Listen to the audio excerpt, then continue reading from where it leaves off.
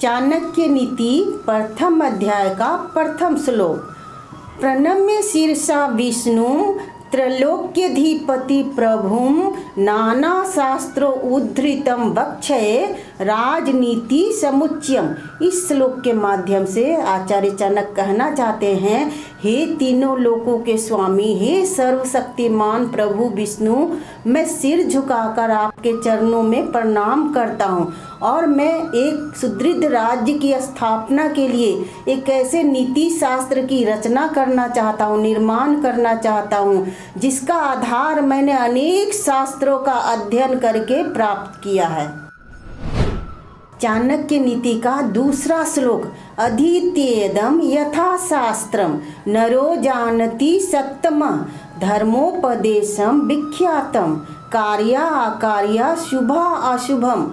इस श्लोक के माध्यम से आचार्य चाणक्य यह बताना चाहते हैं कि इस संसार में जो मनुष्य वेदों और शास्त्रों का अध्ययन ध्यान पूर्वक और स्वयं उसका अभ्यास करके उसके सूत्रों का मर्म समझता है, उसके अर्थ को समझता है, वह मनुष्य इस संसार में वैभवशाली शौर्यशाली बनता है और वह यह भी जान जाता है कि किस कार्य को करना चाहिए, किस कार्य को नहीं करना चाहिए और कार्य के परिणामों पर भी विचार कर लेता है कि किस कार्य का परिणाम शुभ होगा और किस कार्य का परिणाम अशुभ।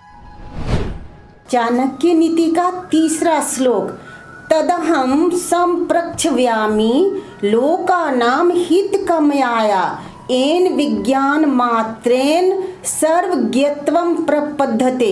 इस श्लोक के माध्यम से आचार्य चाणक्य बताना चाहते हैं कि इस संसार में मैं यह बात कहना चाहता हूँ, लोकहित को ध्यान में रखते हुए और मानव कल्याण की भावना से ओतप्रोत होकर मैं यह बताना चाहता हूँ कि इस संसार में जितनी भी वस्तुएं हैं उन सब को प्रयोग करने से पहले उसे जांच लें, परख लें, उसके वास्तविक रूप को भी जांच लें और उसका मूल्यांकन अच्छी तरह कर लें। उसके बाद जीवन में प्रयोग करेंगे तो वह लाभदायक सिद्ध होगी। चाणक्य नीति चौथा श्लोक। इस श्लोक में आचार्य चाणक्य कहते हैं, मूर्ख शिष्यो उपदेशन दुष्टा स्त्री भरणेन च दुखिते संप्रयोगेन पंडितो अव्यवसिद्धति। इस श्लोक के माध्यम से आचार्य चाणक्य बताना चाहते हैं, कोई सज्जन मनुष्य या पंडित कितना भी विद्वान हो, लेकिन अगर मूर्ख शिष्य को उपदेश देता है और दुष्ट स्त्री का भरण पोषण करता है और किसी दुखी मनुष्य के साथ घनिष्ठ संबंध स्थापित कर लेता है, तो वह विद्वान सज्जन मनुष्य हमेशा दुखी ही रहेगा, सुख इसके जीवन में आ ही नहीं सकता।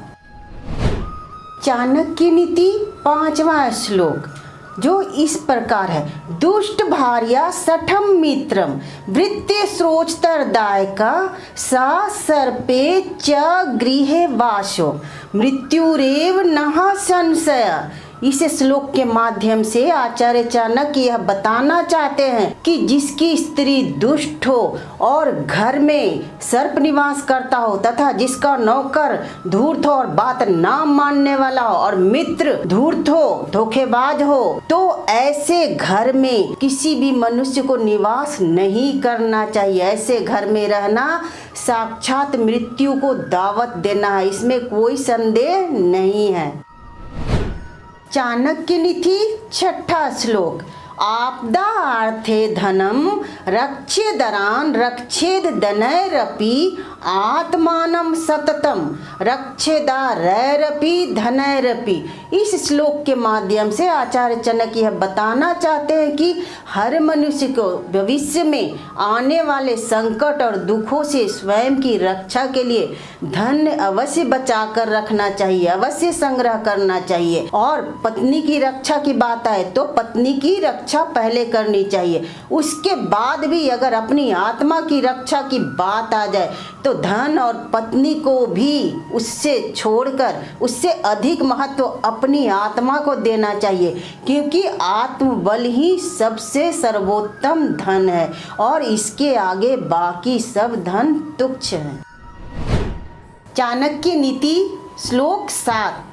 आपादर्थे धनम रक्षेद्री मताम कुत अह पदम कदाचिचलते लक्ष्मी समाचितो अपि विन्यसति। इस श्लोक के माध्यम से आचार्य जनक यह बताना चाहते हैं कि सभी मनुष्य को विपत्ति में आने वाले संकट के बारे में सोचकर धन संचय अवश्य करना चाहिए, लेकिन धनी व्यक्ति को मन में ये घमंड नहीं रखना चाहिए कि मेरे पास तो संपत्ति है, मैं तो अपनी समस्या का समाधान कर लूँगा। ऐसा सोचना नहीं चाहिए, क्योंकि जब संपत्ति घटती है तो तुरंत समाप्त हो जाती है। संचय संपत्ति अधिक दिनों तक नहीं चलती। चाणक्य नीति श्लोक 8। यस्मिन् देशे न सम्मानो न वृत्तिर्न च बांधव न च विद्यागम अप्यस्यति वासस्तत्र न कार्येत। इस श्लोक के माध्यम से आचार्य चाणक्य यह बताना चाहते हैं कि जिस देश में हमारा कोई सम्मान ना हो, ना हमारे वहाँ कोई सगे संबंधी रिश्तेदार हो, ना ही वहाँ विद्या प्राप्ति के अवसर हो, और ना ही वहाँ के लोग आपसी भाईचारा के भावना के साथ रहते हों, ऐसे देश में हमें निवास नहीं करना चाहिए, क्योंकि किसी भी प्रकार से वहाँ हमारी उन्नति संभव नहीं होगी। चाणक्य नीति 9वां श्लोक। धनिका श्रोत्रियो राजा नदी वैदस्तु पंचमा पंच यत्र न विधन्ते न तत्रम दिवसम वसेत। इस श्लोक के माध्यम से आचार्य चाणक्य यह बताना चाहते हैं कि जिस जगह पर कोई विद्वान व्यक्ति ना हो, कोई योग्य राजा ना हो, और एक स्वच्छ नदी ना बहती हो, और कोई बुद्धिमान व्यक्ति ना हो, और एक कोई चिकित्सक ना हो, एक धनी व्यक्ति निवास ना करता हो, वहाँ हमें एक दिन भी नहीं रहना चाहिए, क्योंकि जीवन में कभी भी कहीं भी इनकी ज़रूरत हमें पड़ ही जाती है। चाणक्य नीति 10वां श्लोक। लोक यात्रा भयम लज्जा दक्षिणेयम त्यागशीलता पंच यत्र न विधन्ते न कुर्या तत्र शरणगतिम। इस श्लोक के माध्यम से आचार्य चाणक्य यह बताना चाहते हैं कि हमें उस स्थान पर कभी यात्रा नहीं करनी चाहिए, नहीं जाना चाहिए जहां इस तरह के लोग रहते हों, जो हमेशा शर्म लज्जा को त्याग कर कोई बात बोल डालते हैं, जिन्हें किसी बात का भय ना हो, जहां कोई बुद्धिमान व्यक्ति ना रहता हो, ना ही कोई दान धर्म परोपकार करने वाला व्यक्ति वहां निवास करता हो, और ना ही वहां कोई बुद्धिमान व्यक्ति रहता हो। तो ऐसे स्थान को हमें त्याग देना चाहिए और उससे संगति नहीं रखनी चाहिए, संपर्क तोड़ देना चाहिए, तभी हम सुखी रहेंगे। चाणक्य नीति श्लोक 11। जानियात प्रेषणे वृत्त्यान बांधवान व्यसनागमे मित्रम चापत्ति काले तु भार्य च विभक्षय। इस श्लोक के माध्यम से आचार्य चाणक्य बताना चाहते हैं कि जब कोई नौकर मालिक की आज्ञा का पालन नहीं करता है और अपने कर्तव्य का पालन नहीं करता है तो उसकी वफादारी की परीक्षा हो जाती है। उसी तरह जब हम संकट में हो, विपत्ति में हो, तो कोई हमारा सगा संबंधी हमारे साथ ना हो तो हमें उसकी भी पहचान हो जाती है। जब हम घोर विपत्ति में हो तो हमें सच्चे मित्र की पहचान हो जाती है, जो हमारे साथ उस समय उपस्थित है या नहीं है। उसी तरह जब मनुष्य की धन संपत्ति सब नष्ट हो जाए, नौकरी भी चली जाए, व्यवसाय भी चली जाए, उस समय जो पत्नी पति का साथ निभाती है वही तो सुयोग्य पत्नी कहलाती है। चाणक्य नीति श्लोक 12। आतुरे व्यसने प्राप्ते दुर्भिक्षे शत्रु संकटे राजद्वारे शमशाने च यस्तिष्ठति स बांधवा।